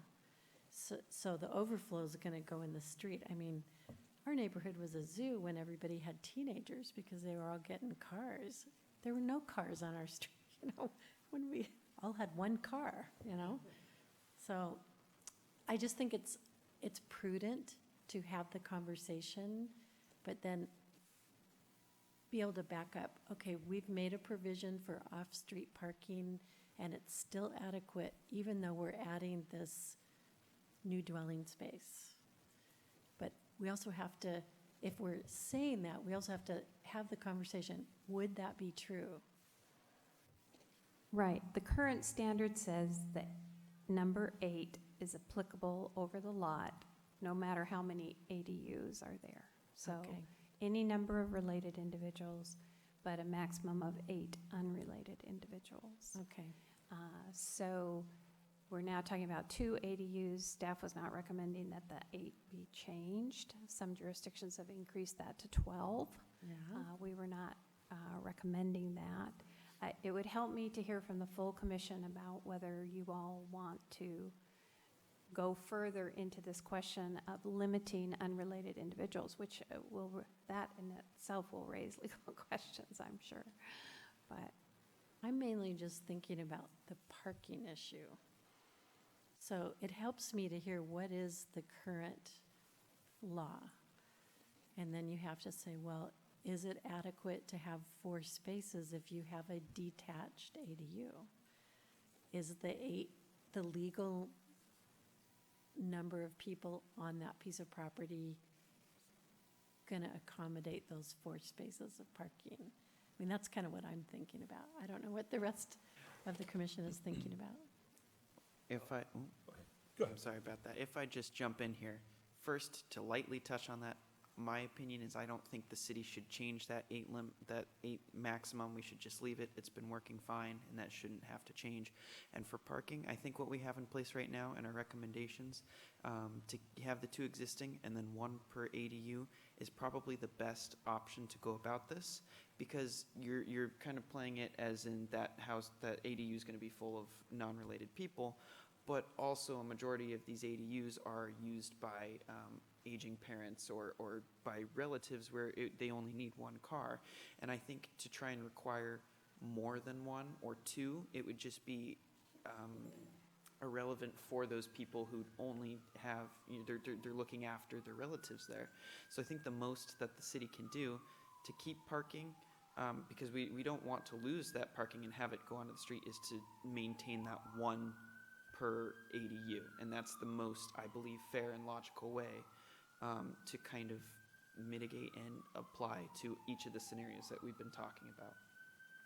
And just to clarify, a person who builds an ADU doesn't necessarily have to have a relative live in the ADU. Is that correct. okay? Just checking.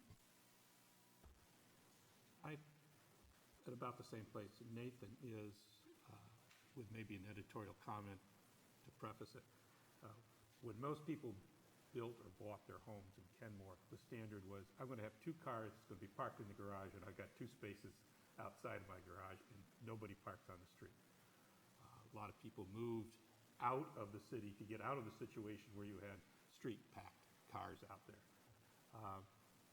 Forget that. That's gone. We are making conscious decisions to increase density, which is going to create and is creating parking on-street parking problems. The best I think we can do is, what can we do to mitigate that? What can we do in particularly the ADU-related rules to do our best to try and mitigate that? I think to the extent that if you're going to have an ADU, you should be able to point to 2 parking spaces, which could include your garage for the existing house, and at least 1 per ADU. So if you're going to have 2 ADUs, you got to have 4 parking spaces. 2 of those could be the garage, 2 of those could be the existing pad.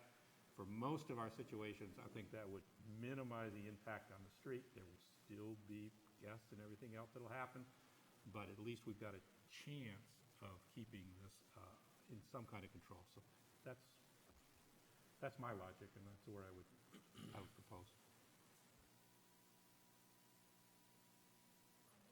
I'm on board with that too.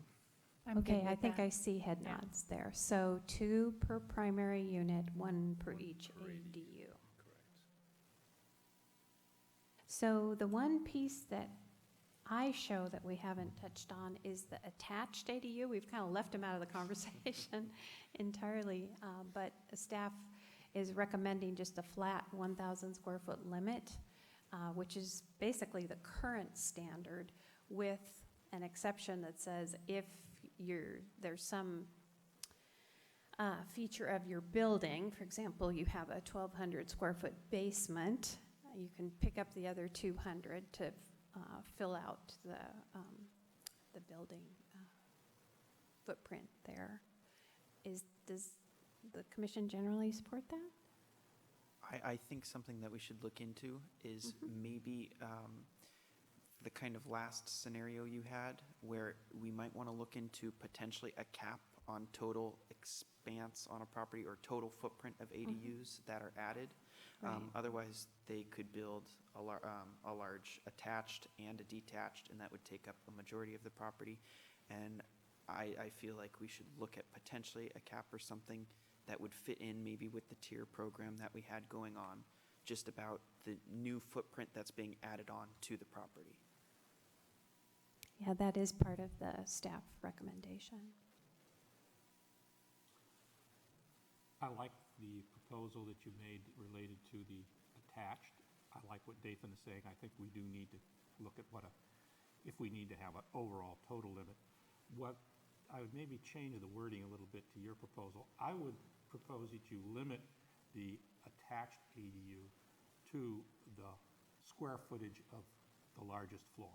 So if you have a 2-story house and you have a 1,200 square foot basement or a 1,200 square foot first floor or second floor, and you want to convert that into an ADU, or you have a 2-story and you want to build it, you can do that. But the limit would be at the floor. That would allow you to maximize the use, but I think at the same time, keep it at a reasonable level.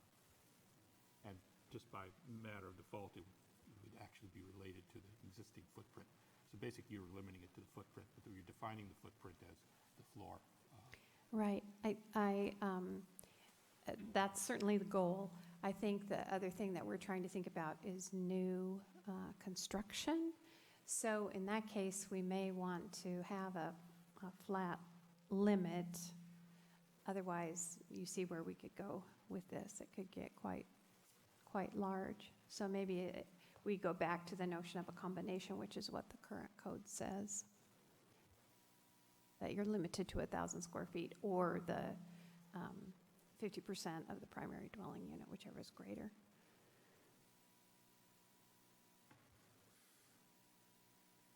Thoughts? We can write something up. But just to make sure that I understand what you're saying. So if you wanted to build both an attached and a detached, you have a limit to what the sum of those could be. We wouldn't have a limit necessarily to the sum of those, but we would probably have a limit on how much of an attached ADU addition you could do. Maybe you couldn't do an addition. It would have to be within the existing footprint. Yeah, I guess that's where I was going, was that we would limit attached ADUs Right. to the existing footprint. You couldn't add on to your house. Right, at a certain build an size. ADU, Yeah. Because to my thinking, I don't know how a new construction ADU that's attached to the house is any different from a detached ADU. Right. And I think that was, I think it was this scenario that kind of demonstrated that if on a 5,400 square foot lot, which is this example, you allowed this new addition and a detached ADU, things were looking pretty full again. So that's the idea that Nathan had, that you restrict, at a certain size lot, you're going to restrict a new addition, new attached addition plus a detached.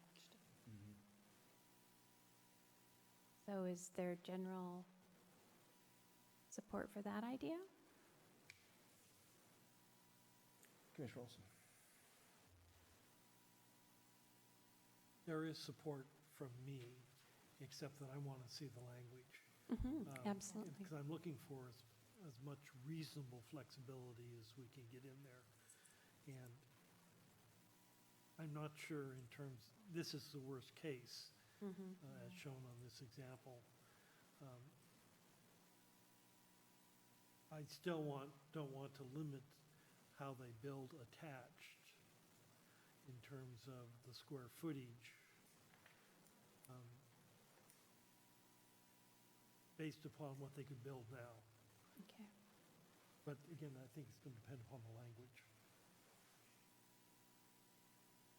Again, I hate to complicate this again, but one of the exceptions that comes to my mind, one of the nice things about a new construction attached is that it uses the existing lot size more efficiently. So I would be interested in knowing if we were to create an exception, let's say that you could have, for instance, a one or a story or even a two-story attached, but the square footage was larger than what you would able to put on a lot for a detached. So it gives you an incentive there, and at the same time, it would preserve some of the open space on the lot. That might be something we want to take a look at. So you couldn't do, but if you did that, you couldn't do a detached. Detached, That's your right. choice. You could do a larger attached, or you could do attached that's within your existing square footage with an ADU, but you couldn't get the second detached ADU.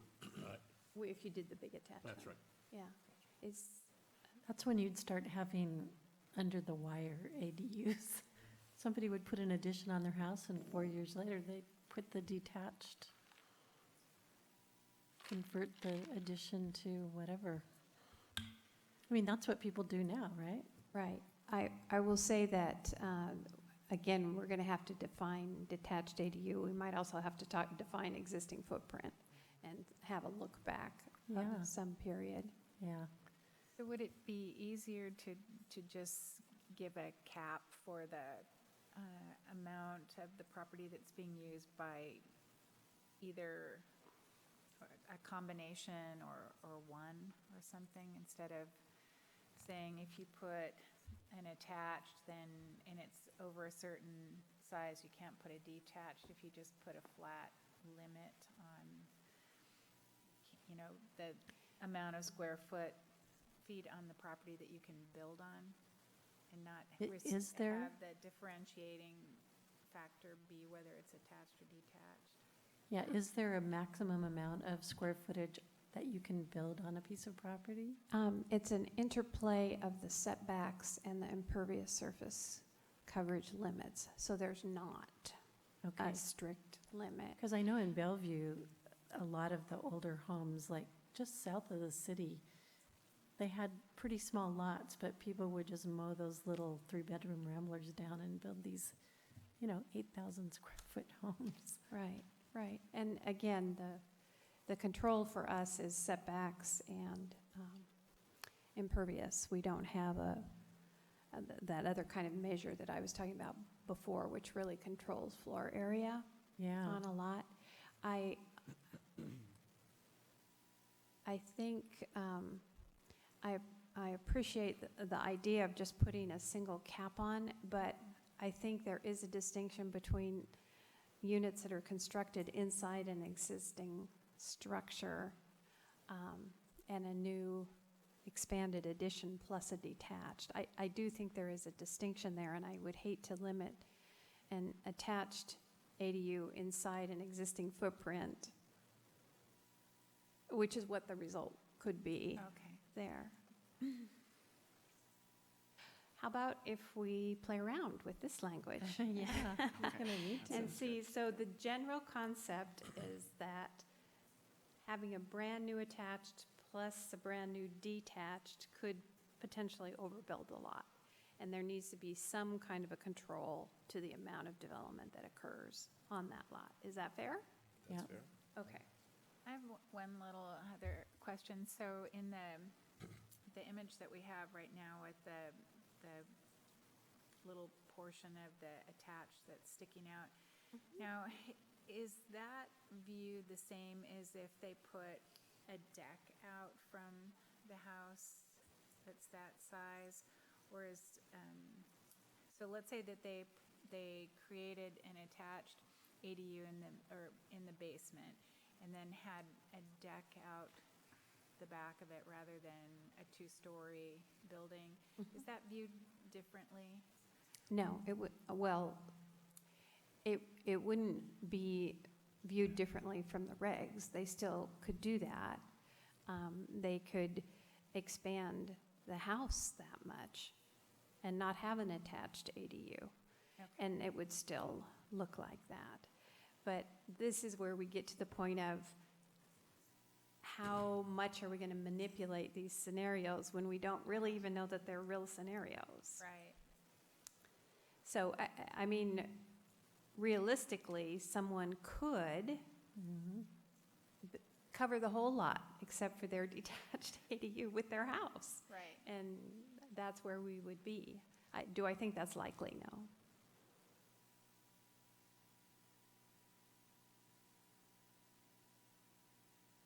Okay, so I think I have my marching orders, and I just want to run down the list of the amendments that I think I'm making.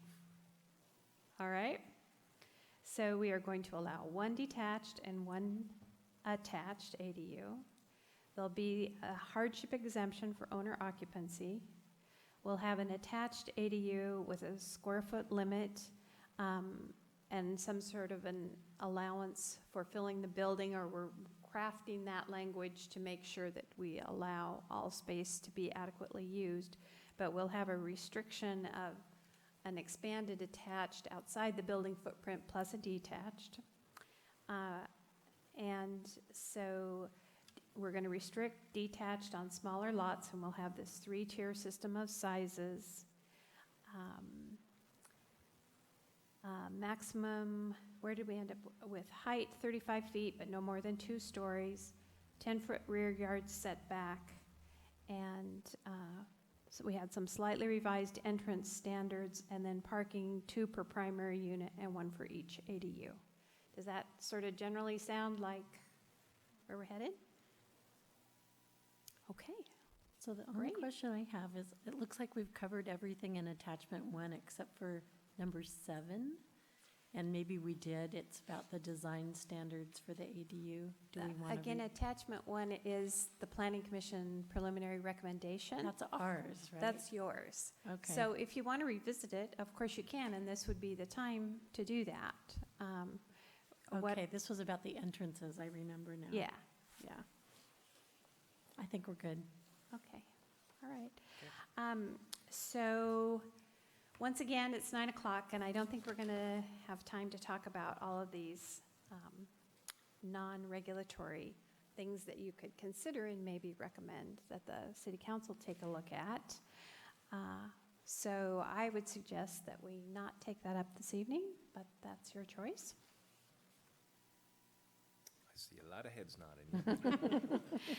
Okay, and so then, in terms of business, outstanding business, we need to talk about upcoming meetings. So your next regularly scheduled meeting is October 15th, and that is the meeting we talked with you about canceling because we're having that panel discussion. And actually, there might be some interesting pieces of information. We have some ADU developers and architects on that panel. So we hope you'll be able to attend that. It's at 7 o'clock, the same time as your regular meeting, and we'll be sending out the information this week. Then your meeting on November 5th is back to the Parks, Recreation, and Open Space Plan. So we had hoped, this is a hope, that we would be able to have the public hearing on the ADU regulations before December, or first thing in December or something.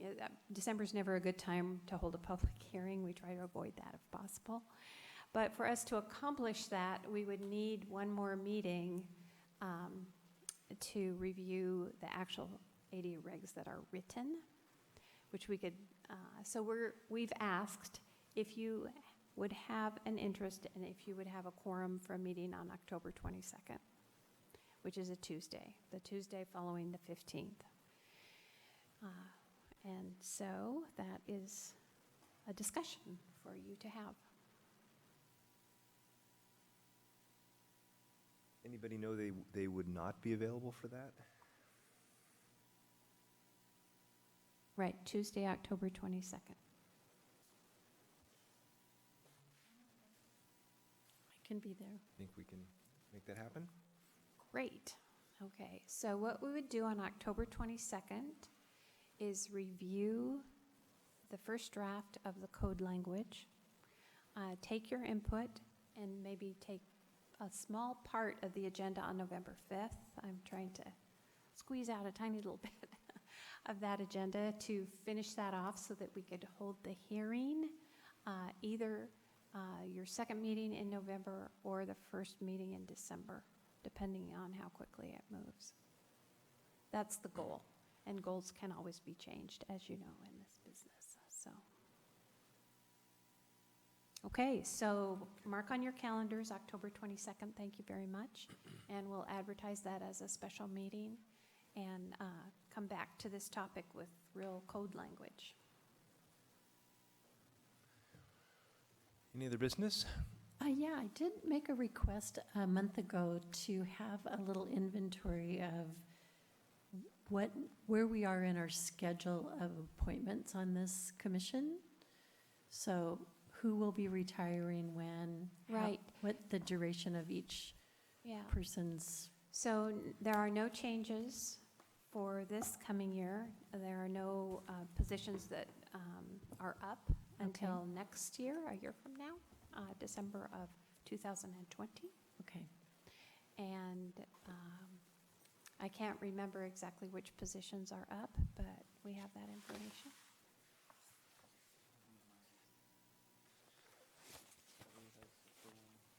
For Scott? I think mine's up too, but Okay. that's why I'm asking, I just want to know. Right, yeah, we where can they send are. you that information. Yeah, you could just send it in an email. Yeah. Any further business? We are adjourned. Thank you. Thank you, Vice Chair Mulcair. Yeah.